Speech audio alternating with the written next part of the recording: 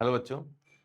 आज के वीडियो में हम लोग डिस्कशन करेंगे ऑर्गेनिक रिएक्शन मैकेनिज्म के थर्ड पार्ट के जितने भी PYQ हैं, मतलब प्रीवियस ईयर क्वेश्चंस हैं जेई एडवांस के, वो भी 2006 से 2025 तक, जब से ऑब्जेक्टिव पेपर आने लगा तब से जितने भी क्वेश्चन ऑर्गेनिक रिएक्शन मैकेनिज्म 4 के हैं वो हम लोग यहाँ डिस्कशन करेंगे।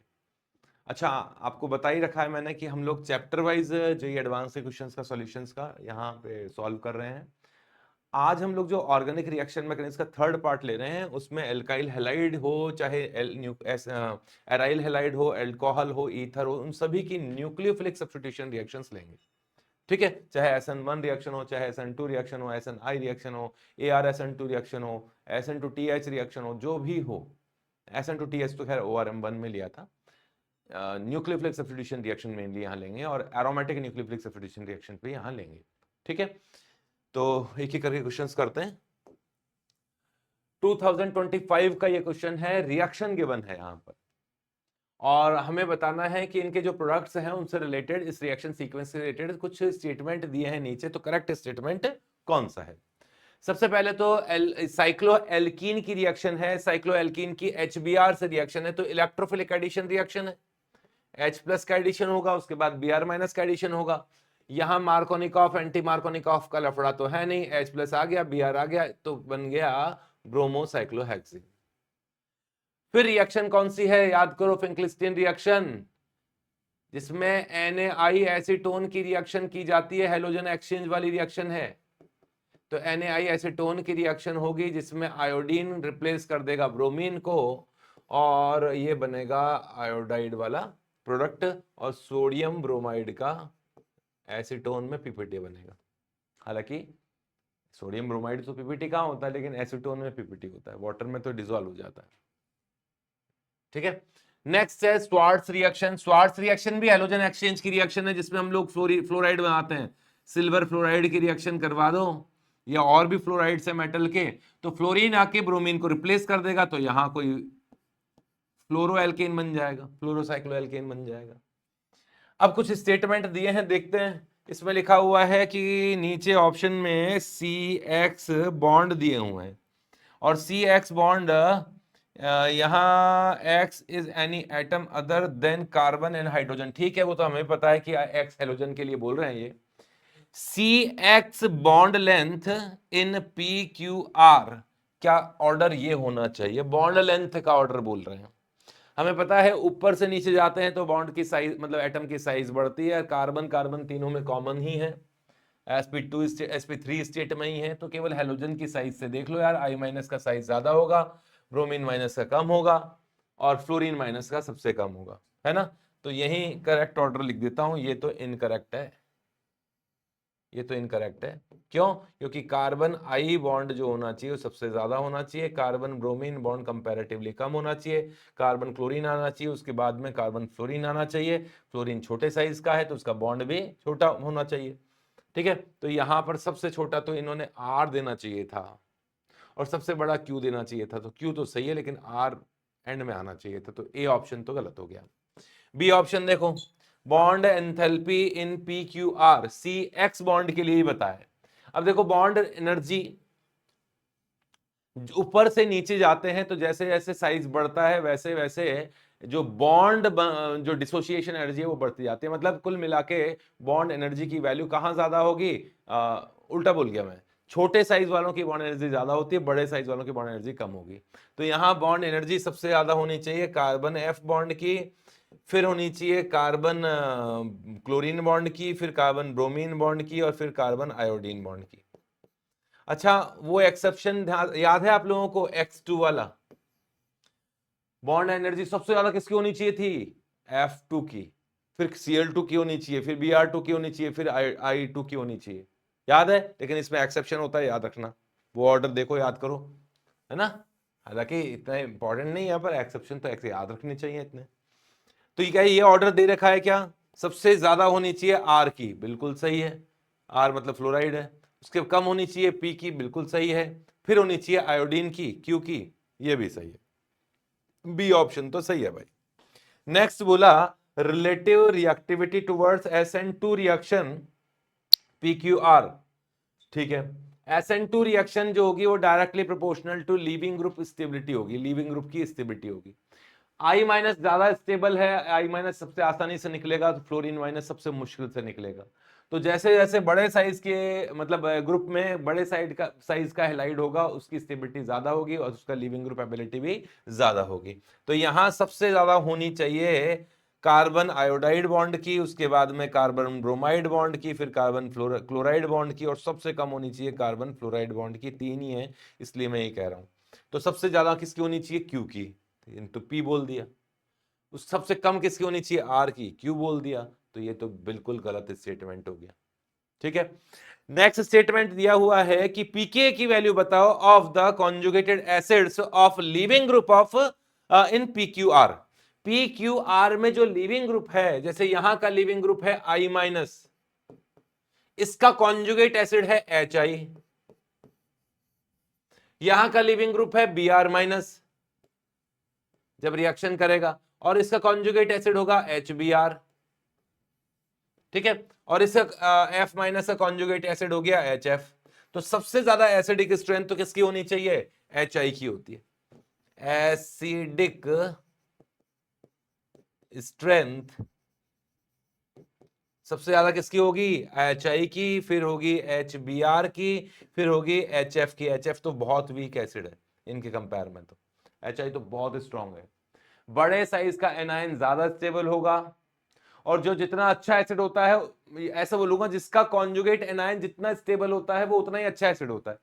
तो आई माइनस ज्यादा स्टेबल है, बड़े साइज का है, इस कारण से इसका एसिड भी सबसे ज्यादा एसिडिक है। ठीक है। तो ये तो एसिडिक स्ट्रेंथ का ऑर्डर है, इसने तो पीके का ऑर्डर पूछा है। एसिडिक स्ट्रेंथ या के का ऑर्डर तो सेम ही होगा। ठीक है। यही ऑर्डर होगा किसका? के लिए भी, और इसका रिवर्स ऑर्डर होगा, मुझे बताने की जरूरत नहीं है। पीके इक्वल्स टू क्या होता है? Minus log of value of के। माइनस लॉग है इसलिए उल्टा वैल्यू होगी, मतलब पीके की वैल्यू उल्टी होगी। पीके तो सबसे ज्यादा किसका होना चाहिए? एच एफ का होना चाहिए। एच एफ किससे बन रहा है? आर का बनना चाहिए। तो आर तो सबसे ऊपर दिया, बिल्कुल सही है। फिर उसके बाद में होना चाहिए एच बी आर का, मतलब क्यू का, पी का।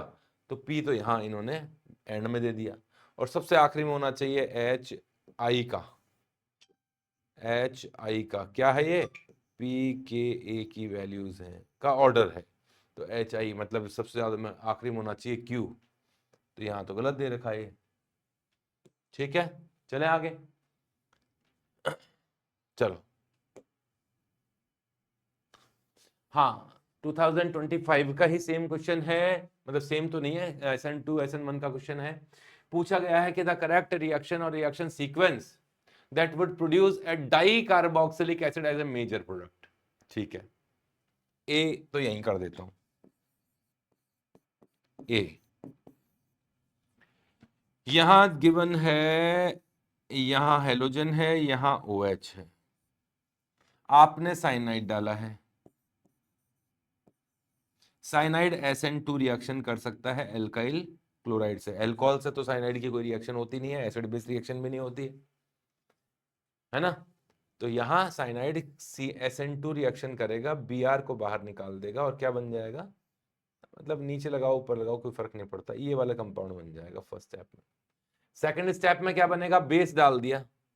तो बेस डाल दिया तो क्या होगा? बेसिक मीडियम में हाइड्रोलाइसिस कर रहा है, और क्या करना चाहता है? तो साइनाइड का बेसिक मीडियम में हाइड्रोलाइसिस होगा, कार्बोक्सिलिक एसिड बनेगा, तो बन जाएगा कार्बोक्सिलिक एसिड। ये लो। अच्छा, बेसिक मीडियम में है तो कार्बोक्सिलिक एसिड का सॉल्ट बनना चाहिए। फिर उसमें इन्होंने एसिडिफिकेशन करके एसिडिफाई किया है उसे, तो ये कार्बोक्सिलिक एसिड बना। This is not di carboxylic acid only, this is only monocarboxylic acid. तो ये आंसर तो गलत हो गया। ठीक है, बी ऑप्शन करते हैं।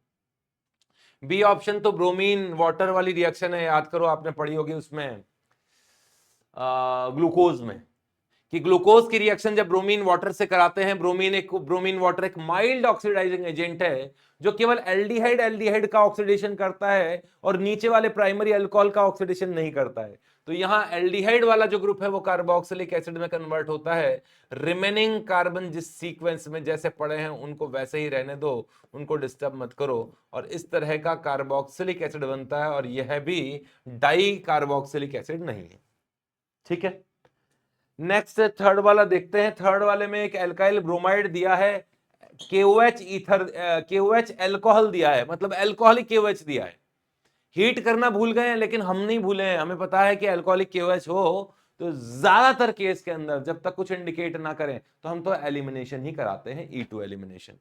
तो यहां E2 एलिमिनेशन ही होगा। उसके बाद में KMnO4 दिया है एसिडिक मीडियम में, लो C को यहां कर देता हूं। इन्होंने एल्काइल ब्रोमाइड लिया, एल्काइल ब्रोमाइड में एल्कोहलिक KOH डाल दिया। एल्कोहलिक KOH एलिमिनेशन रिएक्शन कराता है, E2 एलिमिनेशन है, डीहाइड्रोहेलोजनेशन रिएक्शन होती है, और डीहाइड्रोहेलोजनेशन रिएक्शन से एल्कीन बनता है। तो ये बन गया।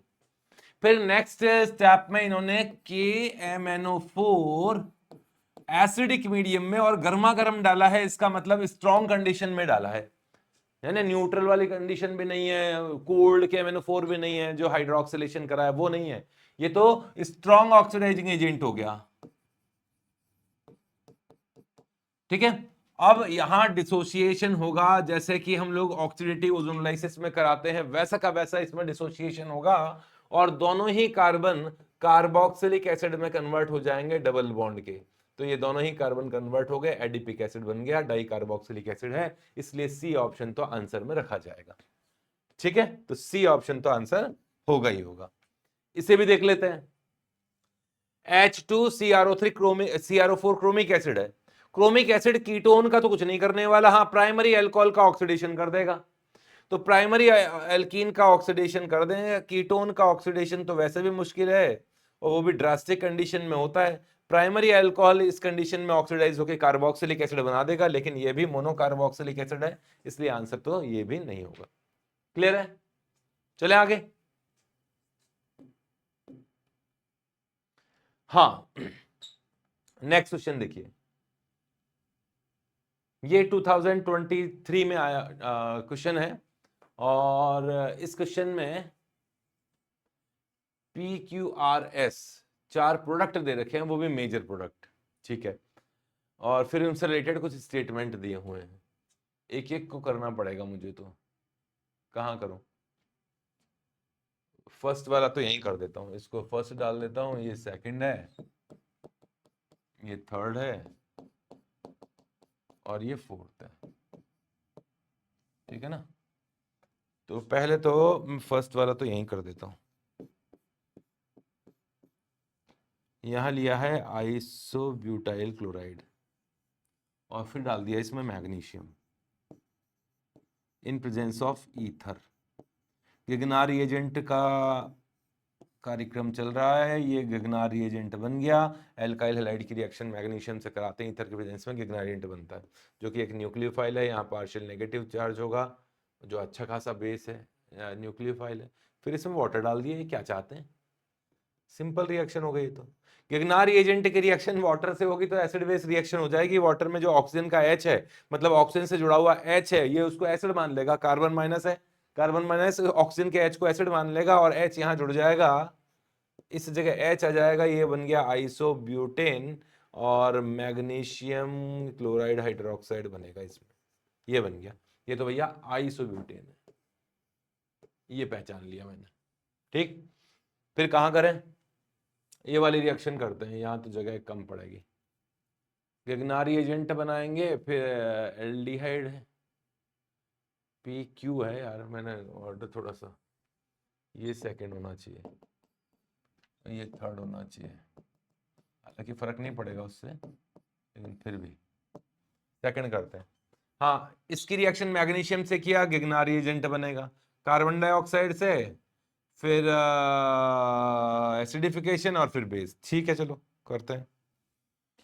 सेकंड वाला देखो, सेकंड में आइसोब्यूटाइल क्लोराइड है, क्लोराइड में मैग्नीशियम डाल दिया ईथर के प्रेजेंस में, गिगनार एजेंट बन गया।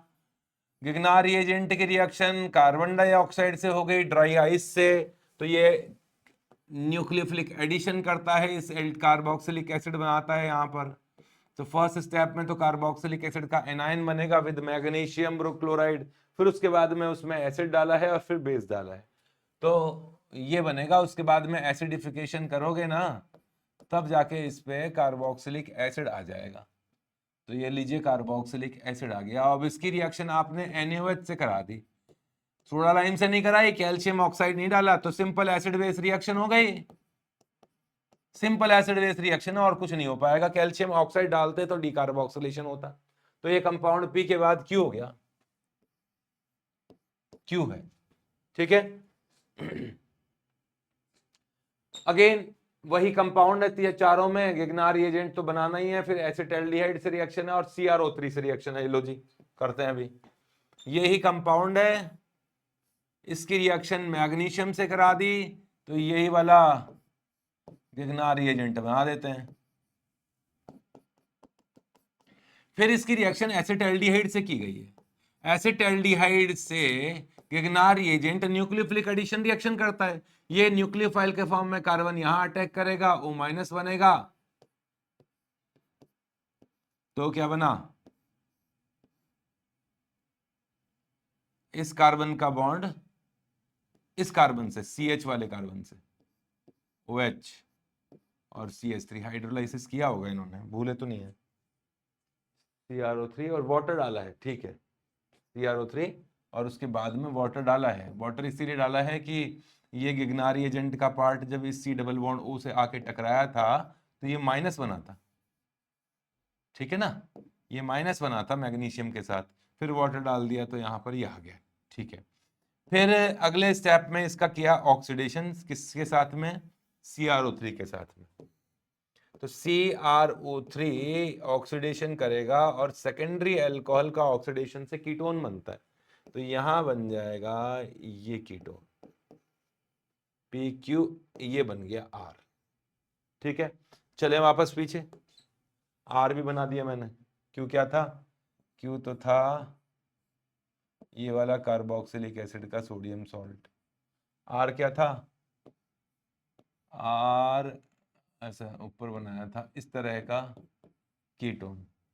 अब इन्होंने लिया है इथेनॉल KCN, ठीक है, फिर वाटर हाइड्रोजनेशन, फिर क्लोरोफॉर्म KOH और फिर लिथियम एल्युमिनियम हाइड्राइड, रिएक्शन ज़्यादा कर दी इसने तो।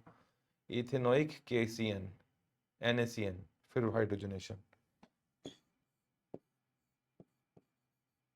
NaCN, SN2 रिएक्शन होगी। साइनाइड स्ट्रॉन्ग न्यूक्लियोफाइल है, SN2 रिएक्शन कर सकता है, तो यहाँ SN2 रिएक्शन होगी और Cl को रिप्लेस करके साइनाइड आ जाएगा। नीचे लगा देता हूँ, चलो साइनाइड, ठीक है। इसके बाद में इन्होंने हाइड्रोजनेशन किया है इन प्रेजेंस ऑफ निकल। साइनाइड का हाइड्रोजनेशन होके अमीन बनता है, प्राइमरी अमीन, तो यहाँ प्राइमरी अमीन बन जाएगा। लो जी, यहाँ CH2 और NH2। अगले स्टेप में इन्होंने क्लोरोफॉर्म डाल दिया बेसिक मीडियम में। कौन सी रिएक्शन है, हाँ, कार्बिल अमीन रिएक्शन। ये है कार्बाइल अमीन रिएक्शन, आइसोसाइनाइड रिएक्शन, जिसमें आइसोसाइनाइड फॉर्मेशन होता है। तो यहां बन गया N और C, ठीक है, NC बन गया। फिर इन्होंने लिथियम एल्युमिनियम हाइड्राइड डाल दिया। लिथियम एल्युमिनियम हाइड्राइड जितने भी नाइट्रोजन वाले फंक्शनल है उनको रिड्यूस करते करते करस्पॉन्डिंग अमीन में कन्वर्ट कर देता है। यहां पर आइसोसाइनाइड है तो करस्पॉन्डिंग अमीन ऐसी बनेगी कि यहां नाइट्रोजन है और उससे अगला जो कार्बन है वो CH3 बन जाएगा, तो सेकेंडरी अमीन बन गई। ये हो गया S, ठीक है। चले आगे, लो, मतलब ये वाला कंपाउंड ऐसा बना था। अरे यहां भी कार्बन, एक मिनट, यहाँ कार्बन फिर नाइट्रोजन, यहाँ नाइट्रोजन और फिर CH3, ये कंपाउंड है ऐसे। एक एक स्टेटमेंट देखते हैं। करेक्ट स्टेटमेंट पूछा है इसने, बोला है P is primary alcohol with 4 carbon. Primary alcohol कहाँ है, ये तो एल्केन है। Q undergoes Kolbe's electrolysis to give an 8 carbon वाला प्रोडक्ट। कहाँ गया Q, ये रहा Q। हाँ जी बिल्कुल सही है। इस Q का आप कोलबेज रिएक्शन करोगे, इलेक्ट्रोलाइसिस कर दो तो कोलबेज इलेक्ट्रोलाइसिस होगी। कोलबेज इलेक्ट्रोलाइसिस में ये वाला पार्ट निकलता है तो यहाँ फ्री रेडिकल बनता है, ठीक है ना।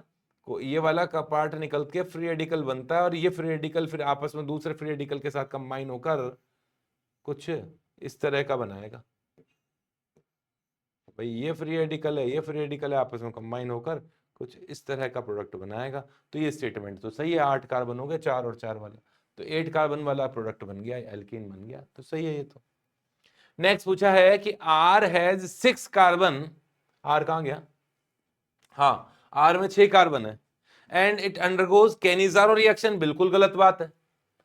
एल्डोल कंडेंसेशन देगा, कैनिजारो कैसे देगा, इसमें इस कीटोन में तो अल्फा पोजीशन पर H है, जब अल्फा पोजीशन पर एसिडिक H हो, sp3 कार्बन पर H जुड़ा हुआ हो, तो बेसिक मीडियम में वो एल्डोल कंडेंसेशन करता है, ना कि Cannizzaro reaction.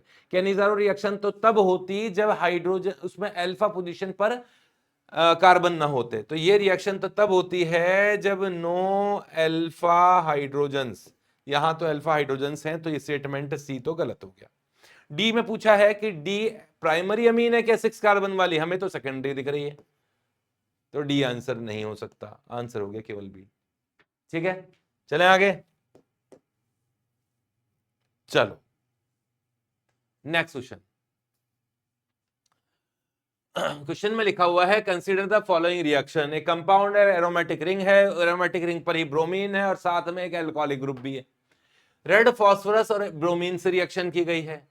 Red phosphorus plus bromine, ये आप समझ लेना कि ये PbR3 बनाते हैं, और PbR3 OH को रिप्लेस करके ब्रोमाइड बन जाता है। तो कुल मिला के यहां क्या बनना चाहिए, यहां जो R प्रोडक्ट जिसके लिए कहा गया है वो ये होगा कि ब्रोमीन का तो कुछ नहीं होगा और अल्कोहल की जगह भी ब्रोमीन आ गया, ये वाला कंपाउंड है यार।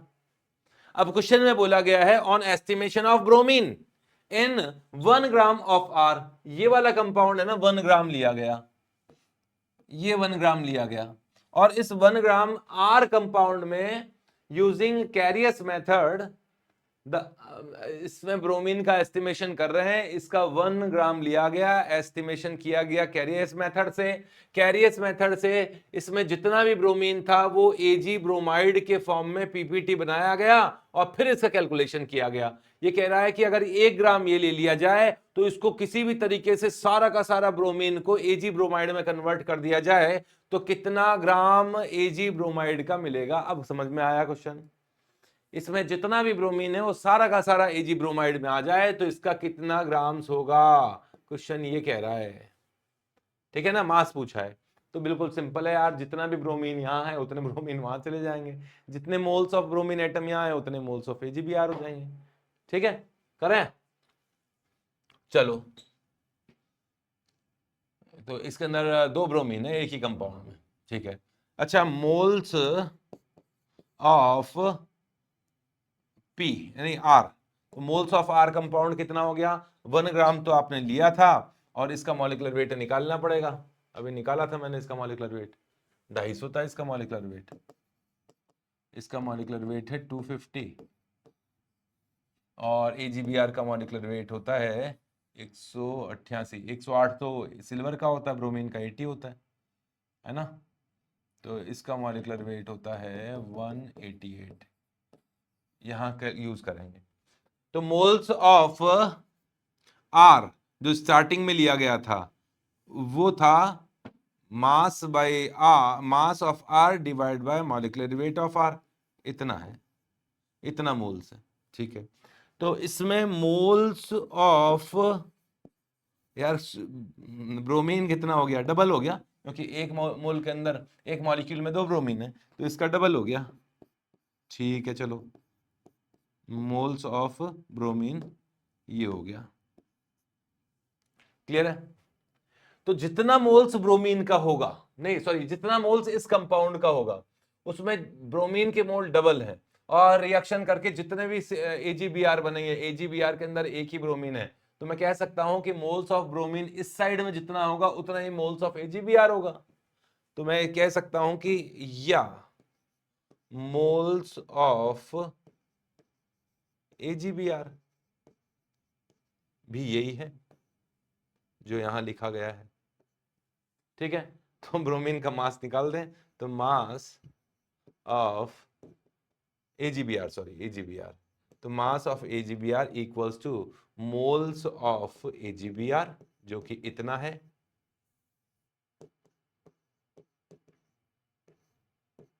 इतना ही है मोल्स ऑफ AgBr, और मोल्स ऑफ AgBr को AgBr के मॉलिक्यूलर वेट से ही मल्टीप्लाई कर दिया।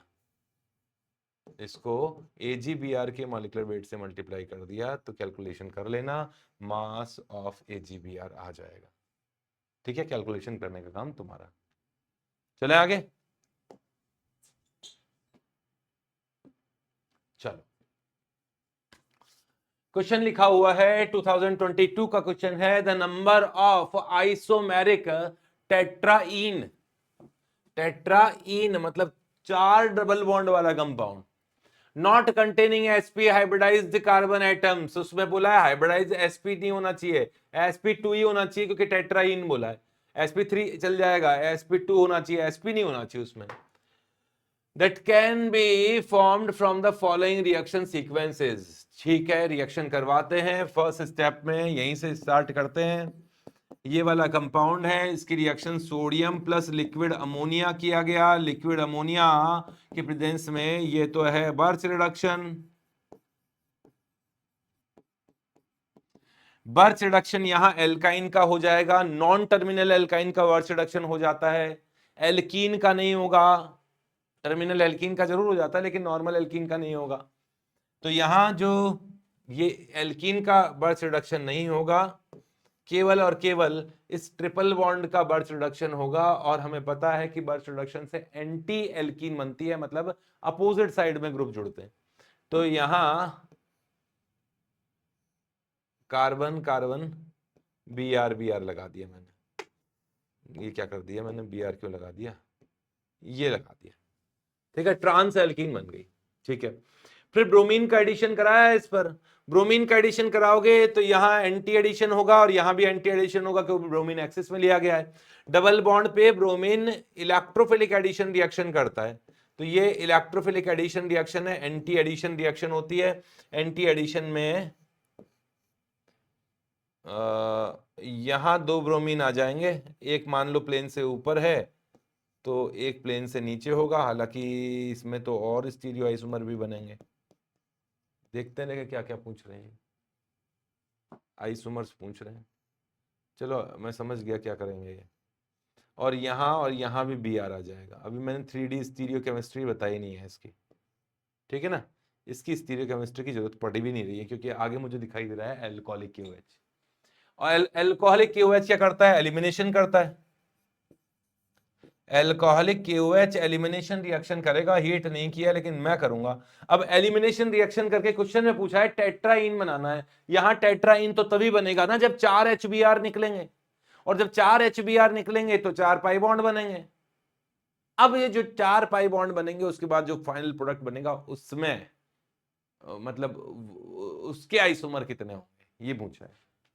तो आप सोचो, वैसे तो यहाँ हो ही नहीं सकता है, इस जगह से जो यहाँ का H है और ये Br तो निकल नहीं सकता है क्योंकि ये भी E2 एलिमिनेशन है, एंटी एलिमिनेशन है, तो इस केस में तो सोचने की जरूरत है भी नहीं। यहाँ से H निकलेगा, यहाँ का Br निकलेगा, और यहाँ से H निकलेगा और यहाँ का Br निकलेगा, इसमें तो कोई खास बात नहीं है ना, इसमें तो कोई खास चीज है ही नहीं। यहाँ डबल बॉन्ड बन जाएगा, यहाँ डबल बॉन्ड बन जाएगा, इसमें है क्योंकि ये तो रोटेशन कर सकता है, रोटेशन कर सकता है। तो भैया अगर आपने यहां से H निकाल दिया और यहां से Br निकाल के डबल बॉन्ड बना दिया, फिर तो टेट्राईन कैसे बनेगा, फिर तो ज्यादा ज्यादा एल्काइन बनेगा, वो भी एल्कोहलिक KOH तो एल्काइन बना नहीं सकता। तो टेट्राईन बनाने का तो एक ही तरीका है इसमें कि यहां से H निकले ऐसे वाला, ये वाला, और इस जगह डबल बॉन्ड बने, ठीक है, और यहां से Br और H निकले तो यहां डबल बॉन्ड बने, और अंदर के डबल बॉन्ड तो सेट है, तो क्या बनेगा,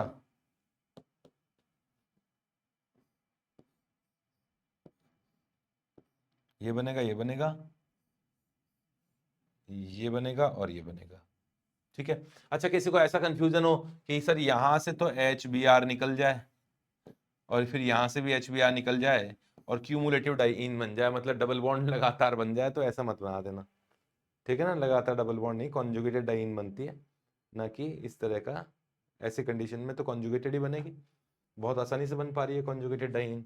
तो यहाँ कॉन्जुगेटेड डाइईन बन गई। अब क्वेश्चन में बोला है कि ये जो प्रोडक्ट है ना, इसके कितने आइसोमर बनेंगे, इस प्रोडक्ट के कितने आइसोमर बनेंगे, ठीक है ना। कितने बनेंगे बताओ, कहीं यहाँ ऑप्टिकल आइसोमेरिज्म या ज्योमेट्रिकल आइसोमेरिज्म कर पा रहा है क्या।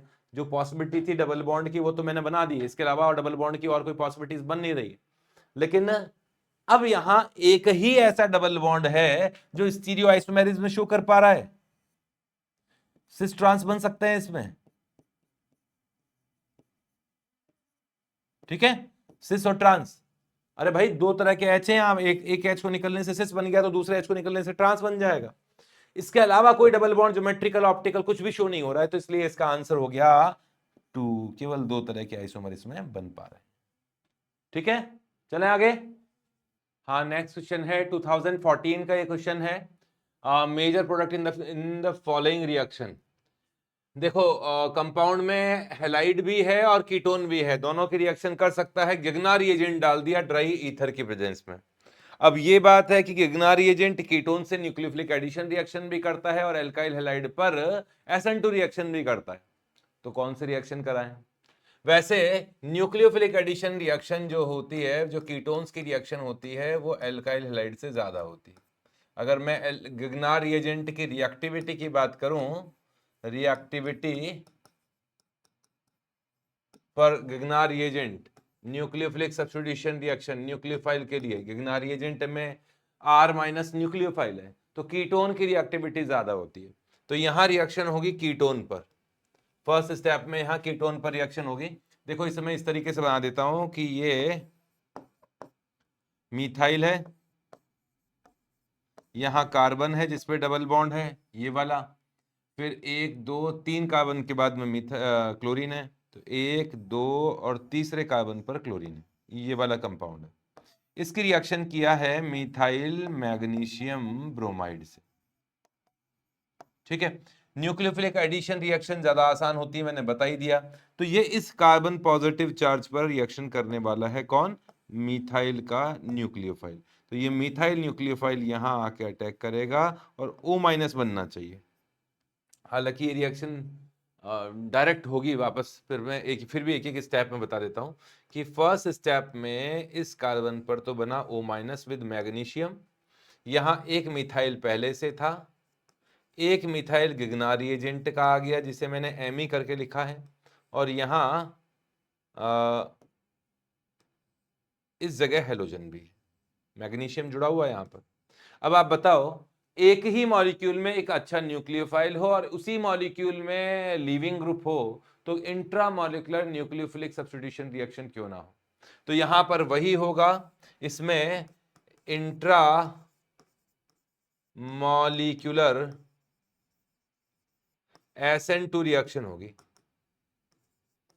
SN2 रिएक्शन होगी, जिसमें O minus nucleophile alkoxide nucleophile जाके यहां रिएक्शन करे और हेलोजन को एज ए लिविंग ग्रुप बाहर निकाल दे। तो यहां फाइनल प्रोडक्ट बनेगा एक ईथर, जिसमें ऑक्सीजन है, ये 5 मेंबर रिंग है, और यहां 2 मिथाइल है, एक CH3 और एक मिथाइल Me वाला पर, ठीक है, ये बनना चाहिए। क्लियर।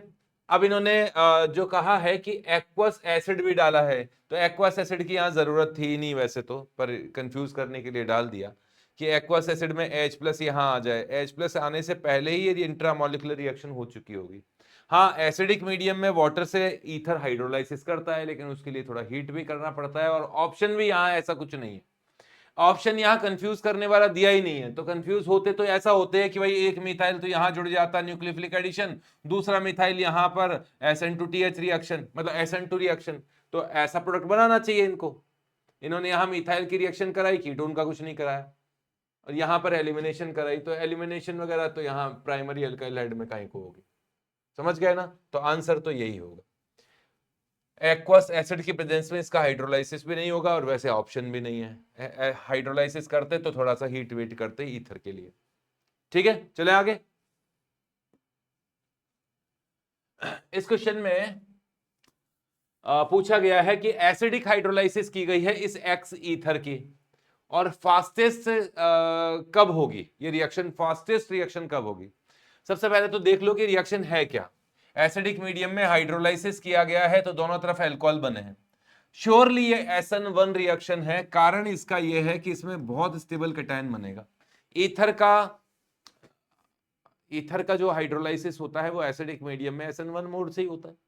ठीक है, तो यहां पर जो रिएक्शन है उसका मैकेनिज्म तो ये हो गया कि 3 फिनाइल ग्रुप अटैच्ड हैं और यहां OR लिखा है, आर भी लिखा है, बताना चाहिए था इनको, R लिखा है, और आप एसिडिक मीडियम में हाइड्रोलाइसिस करा रहे हैं। तो फर्स्ट स्टेप में H+ आएगा इस लोन पेयर पर, ऑक्सीजन के लोन पेयर पे, और क्योंकि कैटायन बहुत स्टेबल होगा इस ट्राइफिनाइल कार्बन की तरफ, है ना, तो फर्स्ट स्टेप में H+ यहां आएगा। मैकेनिज्म भी लिख देता हूं डायरेक्ट ही। H+ आएगा ऑक्सीजन पर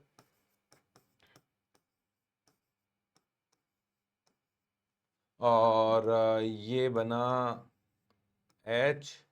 अब मैंने कहा ये SN1 रिएक्शन है, मैं क्यों कह रहा हूं ऐसा, क्योंकि कैटायन बहुत अच्छा स्टेबल है।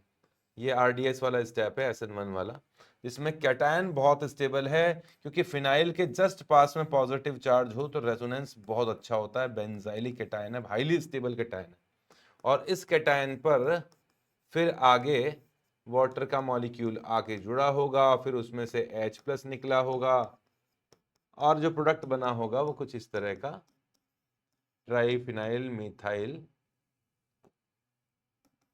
अल्कोहल बना होगा। ठीक है, यहां तक कोई दिक्कत नहीं है। SN1 रिएक्शन में जितना स्टेबल कैटायन बनता है रिएक्टिविटी उतनी ही ज्यादा होती है, ये बताने की जरूरत नहीं है, तो तुम्हें पहले से पता है। ठीक है, अब फास्टेस्ट रिएक्शन की बात की है तो फास्टेस्ट रिएक्शन में लिखूं क्या इस चीज को, कैटायन की स्टेबिलिटी देखनी है, आप समझ गए हो। अगर क्वेश्चन में लिखा है कि अगर 1 phenyl group is replaced bye methyl, A option में बोला गया है कि यहां एक फिनाइल की जगह मिथाइल होता तो ये वाला कार्बोकेटाइन बनता। क्या ये वाला कार्बोकेटाइन ज्यादा स्टेबल है क्या, ऑप्शन दूसरों से भी देख लेते हैं। बी ऑप्शन में कहा गया है कि 1 phenyl is replaced by para methoxyphenyl. ठीक है, अगर एक फिनाइल की जगह, भाई 3 फिनाइल तो है ही यहां, एक फिनाइल की जगह पैरामीथॉक्सी लगा दें तो स्टेबिलिटी ज्यादा होगी, फास्टेस्ट होगी क्या, अभी चेक करेंगे ना, सारों को चेक करना पड़ेगा। वैसे यहां तो बढ़ तो गया, क्योंकि ऑक्सीजन का लोन पेयर है, लोन पेयर +M इफेक्ट लगाता है, इलेक्ट्रॉन डोनेट करता है, कैटायन की स्टेबिलिटी को बढ़ाता है। ठीक है, सी ऑप्शन क्या कहा गया है कि 2 phenyl groups are replaced by 2 paramethoxy phenyl group. ठीक है, तो यहां लिखूंगा मैं, तुम समझ तो गए हो, ये आगे इसमें कन्वर्ट हो गया था।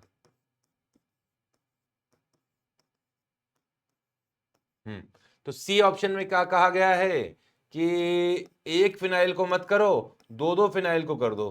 किससे रिप्लेस, ये पैरा वाले से, पैरामीथॉक्सी वाले से, पैरामीथॉक्सी बोला ना, मिथाइल थोड़ा ना बोला, मिथॉक्सी बोला, तो इस वाले से रिप्लेस कर दो। तो बहुत अच्छी बात है, पैरा पोजीशन पे इस बार 2 Me ग्रुप आ गए, इन दोनों का +M इफेक्ट लगेगा, इस कैटायन की स्टेबिलिटी को फायदा पहुंचेगा, रेजोनेंस बहुत ज्यादा होगा। ठीक है, और फोर्थ ऑप्शन में कहा गया है कि स्ट्रक्चर में कोई चेंज मत करो, एक्स की वैसे के वैसे रहने दो, तो मतलब यही कैटायन बन जाए।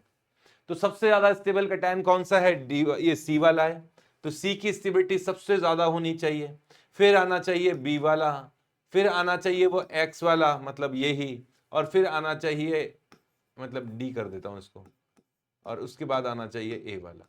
समझ गए ना, ये वाला, क्योंकि यहां रेजोनेंस सबसे ज्यादा है और यहां रेजोनेंस 2 ही रिंग के साथ में है, तो आंसर हो गया इसका सी, सी में फास्टेस्ट रिएक्शन होगी। ठीक है, चलें आगे। हाँ, यहाँ पैराग्राफ का क्वेश्चन है। पैराग्राफ में 2 स्कीम्स गिवन है जिसमें कुछ स्टेप्स में रिएक्शन है इस एल्काइन की। क्वेश्चन में यही लिखा हुआ है कि M और N दो एल्काइन हैं और उनसे जो प्रोडक्ट बन रहे हैं, हमें केवल मेजर प्रोडक्ट कंसीडर करना है हर स्टेप में। हो सकता है माइनर प्रोडक्ट भी बनते हो लेकिन उन्हें कंसीडर नहीं करना है। अच्छा, इससे रिलेटेड क्वेश्चंस भी देख लेते हैं। एक्स की स्ट्रक्चर आइडेंटिफाई करनी है और वाई के लिए कुछ स्टेटमेंट दिए हैं। कुल मिला के एक्स और वाई की स्ट्रक्चर निकालें, उसी के बाद में क्वेश्चन आगे के क्वेश्चन पे बढ़ेंगे। तो फर्स्ट रिएक्शन में एक एल्काइन है, एल्काइन में यहां भी कार्बन है, ये कार्बन है, ये कार्बन है, ये कार्बन है और OH ग्रुप भी जुड़ा हुआ है। फर्स्ट स्टेप में NaNH2 की रिएक्शन किया एक्सिस में, इथाइल आयोडाइड 1 इक्विवेलेंट डाला, मिथाइल आयोडाइड 1 इक्विवेलेंट डाला और हाइड्रोजन लिंडलार्स कैटलिस्ट। ठीक है, पहले स्कीम 1 को ही सॉल्व करेंगे। S1 कर देता हूं इसे, और इसमें यहां OH ग्रुप दिया हुआ है और एक कार्बन है, और कैसे बना रखा था, ऐसे बना रखा था। ठीक है, हम भी ऐसे ही बनाएंगे कि यहाँ कार्बन है, यहाँ ट्रिपल बॉन्ड है और यहाँ H है। इसकी रिएक्शन NaNH2 जो कि एक स्ट्रॉन्ग बेस है से की गई, ये एक्सेस में लिया गया। अब ये कार्बन का H भी एसिडिक है और ये वाला H भी एसिडिक है, दोनों H एसिडिक है, ये भी एसिडिक है और ये भी एसिडिक है। ठीक है, अब आपने NaNH2 की रिएक्शन किया जो कि एक स्ट्रॉन्ग बेस है और एक्सेस में लिया है, तो हमें पता है कि जिसकी भी एसिडिक स्ट्रेंथ अमोनिया से ज्यादा होगी वो ये रिएक्शन कर लेगा, क्योंकि H+ एब्जॉर्ब करने के बाद ये अमोनिया ही रिलीज करेगा। और एसिड बेस रिएक्शन का कॉन्सेप्ट ये है कि रिएक्शन तब होगी जब स्ट्रॉन्गर एसिड से वीकर एसिड बने, स्ट्रॉन्गर बेस से वीकर बेस बने। तो sp कार्बन का H भी अमोनिया से स्ट्रॉन्गर होता है, भले ही कार्बन का H हो लेकिन अमोनिया से स्ट्रॉन्गर होता है, तो रिएक्शन तो ये भी कर सकता है। और ऑक्सीजन का तो कहना ही क्या। तो रिएक्शन फर्स्ट सबसे पहले तो ऑक्सीजन का H निकलेगा, सोडियम में यहां नहीं लिख रहा हूं, सोडियम के साथ ही होगा, और उसके बाद में कार्बन का भी H निकलेगा। इस प्रकार का यहां सॉल्ट बनेगा। ठीक है, मतलब दो एनायन होंगे कार्बन पे भी और ऑक्सीजन पर भी। नेक्स्ट स्टेप में यहां C2H5 आयोडाइड डाल दिया और 1 इक्विवेलेंट बोला है क्वेश्चन में। ठीक है, अब देखो 1 इक्विवेलेंट है और SN2 रिएक्शन होगी, लीविंग ग्रुप आयोडाइड है। दो तरह के न्यूक्लियोफाइल है, एक तो कार्बन माइनस भी है, O- भी है।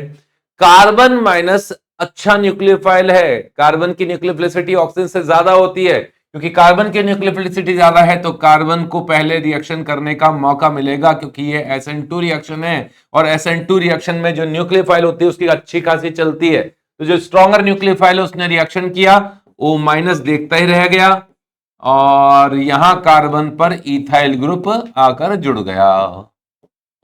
नेक्स्ट स्टेप में मिथाइल आयोडाइड का 1 मोल यूज किया है, अब तो O- का ही नंबर है, O- स्ट्रॉन्ग न्यूक्लियोफाइल हो गया यहां, और SN2 रिएक्शन कर सकता है, कोई दिक्कत नहीं है विलियमसन ईथर सिंथेसिस की तरह। तो यहां ऑक्सीजन पर मिथाइल ग्रुप आ गया और इस ट्रिपल बॉन्ड के कार्बन पर इथाइल ग्रुप आ गया, इथाइल मतलब हो गया C2H5। नेक्स्ट स्टेप में इसकी रिएक्शन की गई है लिंडलार्स कैटलिस्ट से। Lindlar's catalyst hydrogenation, palladium calcium carbonate साथ में कोई सॉल्वेंट। ठीक है, ये है poison metal catalyst. Lindlar's catalyst अगर यूज किया जाए तो पार्शियल हाइड्रोजनेशन होता है एल्काइन में और सिस एल्कीन बनता है। पार्शियल हाइड्रोजनेशन होगा और सिस एल्कीन बनेगा, मतलब यहां मिथाइल है जैसा पढ़े रहने दो, मिथॉक्साइड है, एक कार्बन दूसरा कार्बन, और ये वाला जो कार्बन है उस पर दोनों तरफ H सेम साइड से ही जुड़ेंगे। मैंने इसी तरीके से शो करके दिखा दिया यहां पर कि यहां ये यहां CH2 और CH3 ये कंपाउंड X है और इसमें ये जो डबल बॉन्ड है वो सिस है। ठीक है, ये X के बारे में तो पता पड़ गया। अब कंपाउंड Y के लिए लेते हैं। चलो वापस चलते हैं। कंपाउंड ये एक एल्काइन गिवन है, इसमें भी 4 कार्बन है। ठीक है, और टर्मिनल एल्काइन है, इसमें भी NaNH2 एक्सिस में तो नहीं डाला, 2 इक्विवेलेंट डाले। उसके बाद में एक कंपाउंड दिया है जिसमें ब्रोमीन भी है और OH भी है और फिर रिएक्शन करवाई है। ठीक है, फिर माइल्ड कंडीशन में हाइड्रोलाइसिस किया है, हाइड्रोजनेशन पैलेडियम चारकोल और CrO3 से ऑक्सीडेशन किया है। 5 स्टेप में है। देखते हैं कौन कौन सा स्टेप है इसमें। देखो यार, स्कीम 2 कंपाउंड है, 4 कार्बन वाला एल्काइन है, ऐसे ही कुछ है, मैंने भी यही बना दिया, ऐसे ही बनाया है, 1 2 3 4, ठीक है। और इसकी रिएक्शन किया NaNH2 से। अब NaNH2 और कोई रिएक्शन तो कर नहीं सकता, वही एसिड बेस रिएक्शन करेगा। ये sp कार्बन का H है, एसिडिक H है थोड़ा बहुत, तो acidic H acid base reaction कर लेगा, एसिड बेस रिएक्शन। और क्या बना, तुम समझ गए होंगे, यहाँ सोडियम सॉल्ट बनेगा, ये कंपाउंड बनेगा, और कोई रिएक्शन नहीं होगी, 1 इक्विवेलेंट से रिएक्शन होगी, और 1 इक्विवेलेंट तो बच जाएगा। आपने 2 यूज किए ना, अब 2 क्यों यूज किए इन्होंने, देखो इन्होंने नेक्स्ट स्टेप में फिर इसी के अंदर वो डाल दिया, यहाँ NaNH2 बचा हुआ है, 1 इक्विवेलेंट इसका बचा हुआ है ना, ये रिमेनिंग अमाउंट वाला NaNH2 है, आपने एक्सेस में डाला ही क्यों। अब इसकी रिएक्शन आपने ऐसे कंपाउंड से कर दी जिसमें यहां कॉर्नर पर तो Br है और बीच में जुड़ा हुआ है OH, और एसिड बेस रिएक्शन पहले होती है हमेशा। 2 ऑप्शन है आपके पास में कि NaNH2 जाकर रिएक्शन करे इस जगह, अच्छा NaNH2 भी तो डाला हुआ है ना, तो NaNH2 रिएक्शन करेगा, ठीक है, NaNH2 यहां रिएक्शन करेगा, एसिड बेस रिएक्शन करेगा पहले, एसिड बेस रिएक्शन पहले होती है तो ऑक्सीजन का H एसिडिक है, और ये बचे हुए NaNH2 से रिएक्शन करेगा, बाद में नंबर लगने वाला है इसका, तो एसिड बेस रिएक्शन होगी। एसिड बेस रिएक्शन में ये इसकी रिएक्शन में साइड में लिख देता हूं, ये रिएक्शन में साइड में लिख देता हूं, कलर चेंज करना पड़ेगा, देखना ध्यान से कि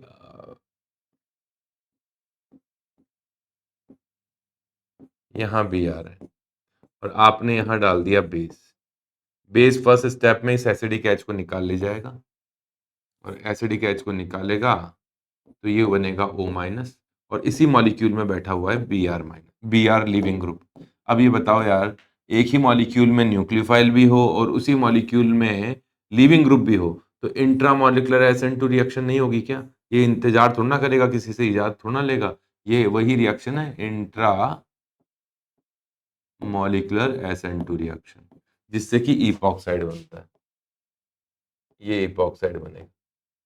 तो इसी रिएक्शन में हो रहा है ये सारा कुछ, इसकी रिएक्शन से ये इपॉक्साइड बन गया, ये किस में कन्वर्ट हो गया, इपॉक्साइड में, ठीक है ना। अब इस इपॉक्साइड की रिएक्शन टर्मिनल एल्काइन से होती है, भाई ये इस फॉर्म में रहा ही नहीं, ये तो कन्वर्ट हो चुका है इपॉक्साइड में, और इपॉक्साइड भी अनसिमेट्रिकल इपॉक्साइड, और ये स्ट्रॉन्गर न्यूक्लियोफाइल है, स्ट्रॉन्गर न्यूक्लियोफाइल है, NaNH2 खत्म हो चुका है रिएक्शन करके, अमोनिया से रिएक्शन कर लिया, मतलब NH2- से रिएक्शन करके यहां अमोनिया गैस बाहर निकल चुकी है, ठीक है। अब तो ये stronger nucleophile lesser crowded side में अटैक करेगा, क्योंकि हमें पता है SN2 रिएक्शन में इपॉक्साइड की लीस्ट क्राउडेड साइड में रिएक्शन होती है, क्योंकि SN2 है, क्राउडिंग जहां कम होगी वहीं रिएक्शन होगी, तो 1 2 3 4 कार्बन वाला ये जो एल्काइन है यहां आके जुड़ जाएगा और ये O- बनेगा। इसके लिए इन्होंने हाइड्रोलाइसिस किया होगा बाद में, तो कार्बन ऐसा ऐसा और ट्रिपल बॉन्ड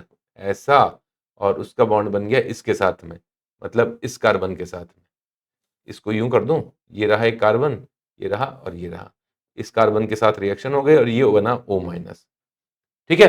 नेक्स्ट स्टेप में इन्होंने हाइड्रोलाइसिस किया होगा, हाँ माइल्ड कंडीशन में वाटर डाल दिया, एसिडिक मीडियम डाल दिया, फिर पैलेडियम चारकोल, हाइड्रोजनेशन और CrO3। तो इन्होंने नेक्स्ट स्टेप में जो पानी डाला, एसिडिफिकेशन किया है, माइल्ड कंडीशन इसलिए बोल रहा है कि भाई कहीं एल्काइन पर एल्काइन पर हाइड्रेशन ना हो जाए, वैसे भी एल्काइन का हाइड्रेशन मरकरी सॉल्ट के प्रेजेंस में होगा, तो उस तरफ तो ध्यान देना ही नहीं है हमें। ये है, ये 1 कार्बन 2 कार्बन 3 कार्बन OH बन गया। नेक्स्ट स्टेप में इन्होंने हाइड्रोजनेशन किया, पैलेडियम चारकोल। हाइड्रोजनेशन से एल्काइन से होगा क्या? ये रिएक्शन काफी कंफ्यूजन भरी रिएक्शन, क्योंकि एनसीईआरटी में एक जगह एल्काइन का पार्शियल हाइड्रोजनेशन किया हुआ है और चारकोल, ये पैलेडियम चारकोल से एल्काइन का पार्शियल हाइड्रोजनेशन की रिएक्शन दी हुई है। तो स्टूडेंट्स के दिमाग में रहता है कि भाई इससे पार्शियल हाइड्रोजनेशन हो जाएगा और एल्काइन एल्कीन में कन्वर्ट होगा, ठीक है ना। पर आप ध्यान से देखें उस पैराग्राफ को, उसमें ऊपर जरूर लिखा हुआ है कि partial hydrogenation in presence of palladium and poison metal catalyst, मतलब पॉइजन, जो पॉइजन है ना, कैल्शियम कार्बोनेट या बेरियम सल्फेट प्लस क्विनोलिन वगैरह, उनकी प्रेजेंस में है। तो नीचे वहां प्रेजेंस में लिखा नहीं, उन्होंने डायरेक्ट रिएक्शन करवा दी, जबकि उन कैटलिस्ट की प्रेजेंस में, उन पॉइजन की प्रेजेंस में रिएक्शन होती है। तो यहाँ ऐसा नहीं होगा, पैलेडियम कंप्लीट हाइड्रोजनेशन करेगा इसका, और कंप्लीट हाइड्रोजनेशन से तो ये क्या बन गया, 2 कार्बन, 1 2 3 4 5 6 7 कार्बन की चेन बनेगी। अब इसको यूं बना देता हूं मैं, ये बनेगी और यहां रहेगा OH। 1 2 3 4 5 6 7, 1 2 3 4 5 6 7 एल्काइन का कंप्लीट हाइड्रोजनेशन होगा। यही कंफ्यूजन होगा अगर स्टूडेंट्स को होगा। नेक्स्ट स्टेप में तो क्या किया इन्होंने, CrO3 से ऑक्सीडेशन कर दिया। CrO3 एसिडिक मीडियम में स्ट्रॉन्ग ऑक्सीडाइजिंग एजेंट है और ये एल्कोहल, सेकेंडरी एल्कोहल को कीटोन ही बनाएगा। प्राइमरी अल्कोहल होता तो जरूर कार्बोक्सिलिक एसिड बनाता, लेकिन सेकेंडरी अल्कोहल को तो ऑक्सीडेशन कीटोन तक ही कराना है। तो यहां ये वाला कंपाउंड बनेगा 1 2 3 4 5 6 7 और यहां कीटोन बन जाएगा। ये कंपाउंड Y है। कंपाउंड X आपने देख ही लिया, कंपाउंड Y आपने देख ही लिया। अब स्टेटमेंट पे जाते हैं और क्या कहता है।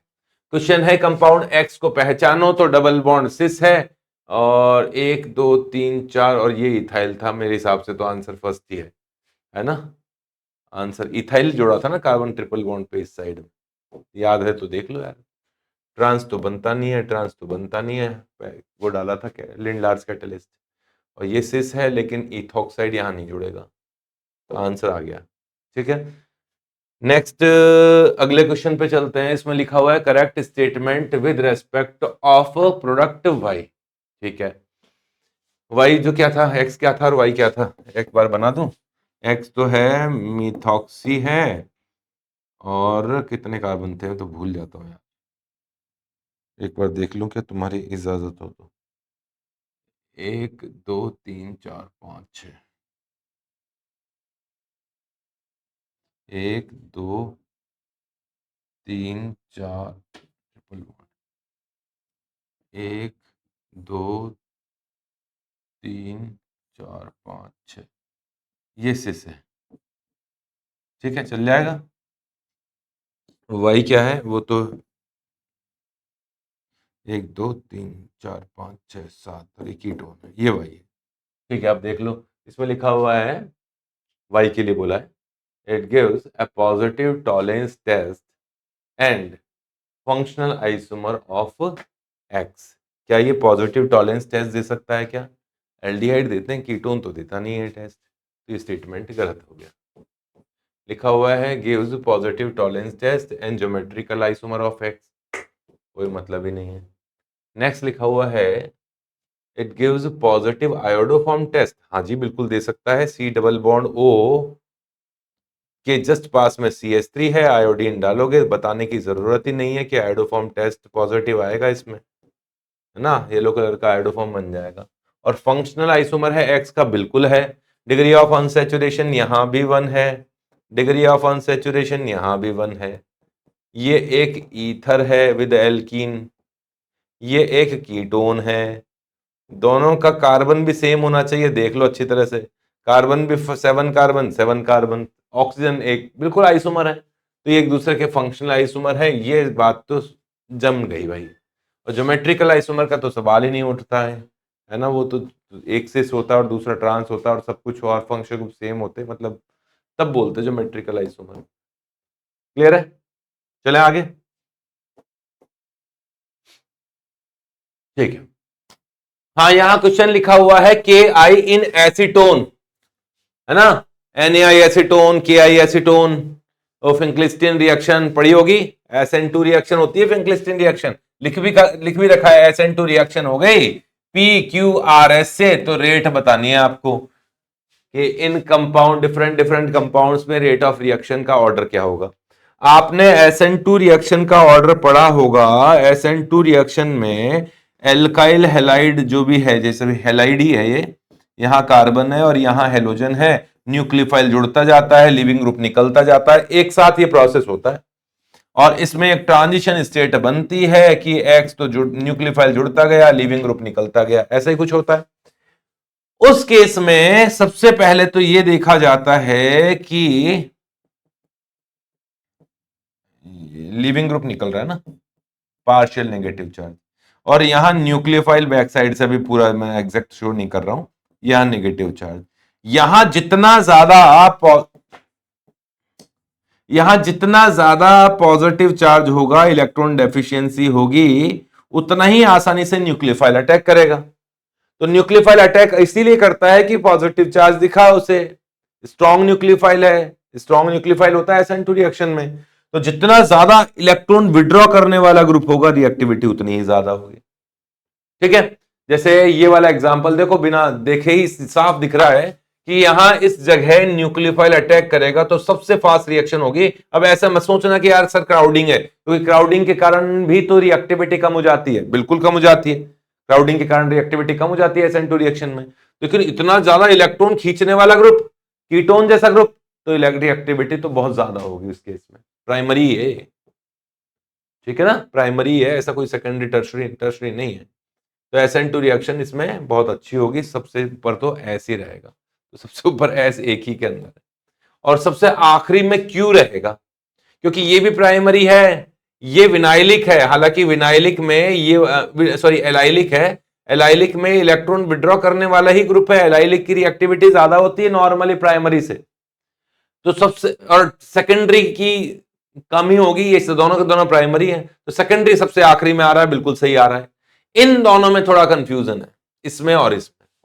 हालांकि ऑप्शंस को देख के तो कंफ्यूजन नहीं है, क्वेश्चन का आंसर तो किया जा सकता है, लेकिन इन दोनों में कंफ्यूजन यह है कि जनरली एलाइलिक की रिएक्टिविटी ज्यादा होती है। स्पेशल कोई केस होगा, एलाइलिक की रिएक्टिविटी प्राइमरी से ज्यादा होती है। अब प्राइमरी में मिथाइल आ गया, मिथाइल कुछ ज्यादा ही छोटा ग्रुप होता है, तो रिएक्टिविटी हो सकता है डेटाबेस्ड है, लेकिन मिथाइल की जगह कोई और ग्रुप होता ना यहां पर, कि ऐसा होता क्लोरीन CH2 और R, मिथाइल इथाइल कुछ भी, तो यही ऊपर निकलता, एलाइलिक ही ऊपर निकलता, क्योंकि ग्रुप तो वैसे के वैसे ही है साइज में। तो ठीक है, इसलिए इसका आंसर बी देना होगा, बी इसका आंसर है, क्योंकि बेस्ट ऑप्शन है, इसके अलावा कोई ऑप्शन मैच भी नहीं कर रहा है। इसमें कोई डाउट नहीं है, ये सबसे ऊपर होना चाहिए, और इसमें कोई डाउट नहीं है, सबसे पीछे होना चाहिए। ठीक है, चले आगे। नेक्स्ट, गैब्रियल थैलेमाइड सिंथेसिस पढ़ी होगी आपने। गैब्रियल थैलेमाइड सिंथेसिस से प्राइमरी अमीन बनाते थे, रिएक्शन याद होगी, उसी का एक पार्ट यहां लिया है। यह है थैलीमाइड। थैलीमाइड की रिएक्शन पहले बेस से कराई है और फिर इस हैलाइड से कराई है। तो क्या प्रोडक्ट बनना चाहिए, क्वेश्चन में ये पूछा है, मैं यही बना देता हूं, इसको डालेंगे सेकेंड स्टेप में। फर्स्ट स्टेप में बेस डाला गया है, और नाइट्रोजन का ये H एसिडिक है। हालांकि नाइट्रोजन का इतना ज्यादा एसिडिक नहीं होता, लेकिन यहां है। कारण यह है कि दो दो इलेक्ट्रॉन विड्रॉ करने वाले कीटोन जैसे महान ग्रुप बैठे हुए हैं, C double bond O group बैठा है। जब यहां से H निकल जाएगा और N माइनस बनेगा, तो ये N माइनस बहुत अच्छा रेजोनेंस करेगा दोनों C double bond O group के साथ, और स्टेबिलिटी काफी अच्छी रहेगी। और जब एनायन की स्टेबिलिटी अच्छी रहती है, तो एसिडिक स्ट्रेंथ तो ज्यादा होती ही होती है। तो यहां बना इस तरह का एनायन, जो कि एक न्यूक्लियोफाइल है, स्ट्रॉन्ग न्यूक्लियोफाइल है, और एम्बाइडेंट न्यूक्लियोफाइल है। एम्बाइडेंट न्यूक्लियोफाइल इसलिए बोला क्योंकि इसमें नाइट्रोजन पर भी नेगेटिव चार्ज है और ऑक्सीजन पर भी नेगेटिव चार्ज है। रेजोनेंस देख लो आप, इसमें रेजोनेंस के कारण नेगेटिव चार्ज नाइट्रोजन पर भी है, रेजोनेंस के कारण नेगेटिव चार्ज ऑक्सीजन पर भी है। बट नाइट्रोजन का नेगेटिव चार्ज ज्यादा स्ट्रॉन्गर न्यूक्लियोफाइल होता है, तो नंबर अगर SN2 रिएक्शन हुई तो उसी का लगने वाला है, और यहां SN2 रिएक्शन ही कराएंगे। ये जो कंपाउंड मैंने काटा है वही है, यही वाला कंपाउंड की बात कर रहा हूं। यहां CH2Cl है और यहां पैरा पोजीशन पर ब्रोमीन है। और मैंने कहा रेजोनेंस के कारण नेगेटिव चार्ज यहां O- पे भी होगा और उसका भी एक प्रोडक्ट आपको दिखाई देगा, लेकिन नाइट्रोजन के न्यूक्लियोफिलिसिटी ज्यादा होने के कारण रिएक्शन इसी को करनी है। अब इसके पास दो ऑप्शन है, ब्रोमीन को जाके रिएक्शन करूं कि Cl को रिप्लेस करूं। ब्रोमीन अच्छा लिविंग ग्रुप है क्लोरीन के रेस्पेक्ट में, तो उसकी इज्जत ज्यादा होनी चाहिए, लेकिन एरोमेटिक रिंग है, एरोमेटिक रिंग मल्टीपल बॉन्ड से हैलोजन जुड़ा हुआ है, पाई बॉन्ड डेंसिटी पहले से ही ज्यादा है, और जब न्यूक्लियोफाइल की रिएक्शन यहां कराओगे तो ये पाई इलेक्ट्रॉन से घबरा जाएगा। इसलिए बेंजीन रिंग पर हैलोजन्स होते हैं तो रिएक्शन आसान थोड़ी ना है, तो कोई SN2 रिएक्शन यहां नहीं होगी। लेकिन ये बेंजाइलिक पोजीशन है, बेंजाइलिक है, प्राइमरी है, बहुत बढ़िया काम कंडीशन चल रही है यहां पर। बेंजाइलिक पर भी SN2 अच्छी होती है, प्राइमरी पर तो SN2 अच्छी होती ही है, तो ये SN2 रिएक्शन होगी और SN2 रिएक्शन इस जगह। तो क्या प्रोडक्ट बना वो आप देख लो, समझ में तो आ ही गया। ऑप्शन में नाइट्रोजन का बॉन्ड बनाना है हमें इस CH2 के कार्बन के साथ, और बेंजीन तो है ही, पैरा पोजीशन पे Br है ही। ऑप्शन पहचानना कोई मुश्किल काम नहीं है, यही है आंसर फर्स्ट वाला। देखो इन्होंने ऑक्सीजन से भी जोड़ के दिया है ना, दो ऑप्शन ऑक्सीजन से भी दिया है, लेकिन नाइट्रोजन की न्यूक्लियोफिलिसिटी ज्यादा। चले आगे।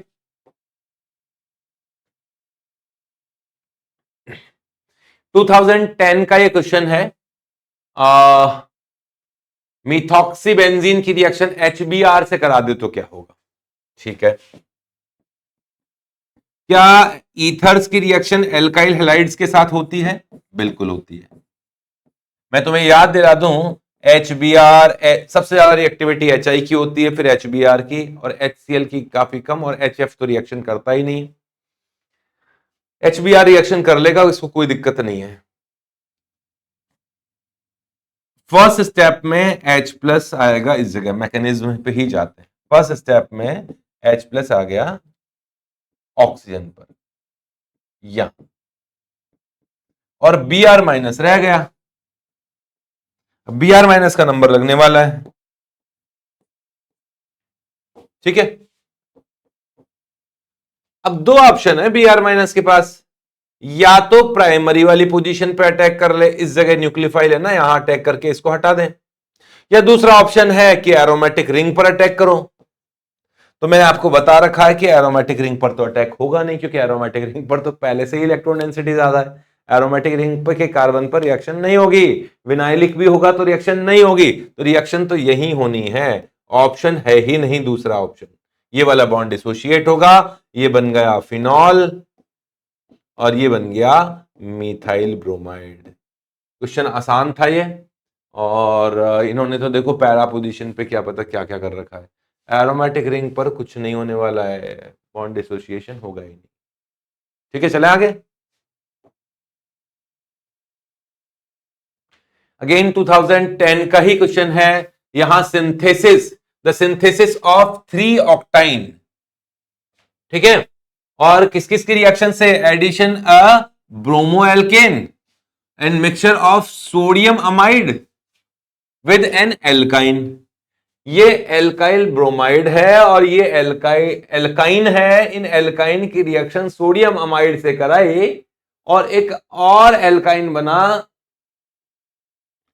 जो कि 3 ऑक्टाइन। समझे नहीं समझे? लो मैं समझाता हूं। ये कह रहे हैं एक एल्काइन है जिसकी रिएक्शन आपने सोडियम अमाइड से करा दी, सोडियम अमाइड का मतलब NaNH2। ये जरूर टर्मिनल एल्काइन है, चारों ऑप्शंस में भी टर्मिनल एल्काइन दिया है, और यहां ये टर्मिनल एल्काइन आप देख ही रहे हैं। इस टर्मिनल एल्काइन की रिएक्शन होगी एसिड बेस रिएक्शन। क्या NH2- इतना स्ट्रॉन्गर न्यूक्लियोफाइल है क्या जो ट्रिपल बॉन्ड के H को निकाल सके? NaOH तो नहीं निकाल सकता। अगर आप इसकी रिएक्शन NaOH से करा दो तो NaOH तो रिएक्शन नहीं करने वाला, लेकिन NaNH2 कर लेता है। कारण यह है कि sp कार्बन का H अमोनिया से ज्यादा एसिडिक होता है। अमोनिया इसलिए बोल रहा हूं कि H+ एब्जॉर्ब करने के बाद यह अमोनिया ही बनाएगा।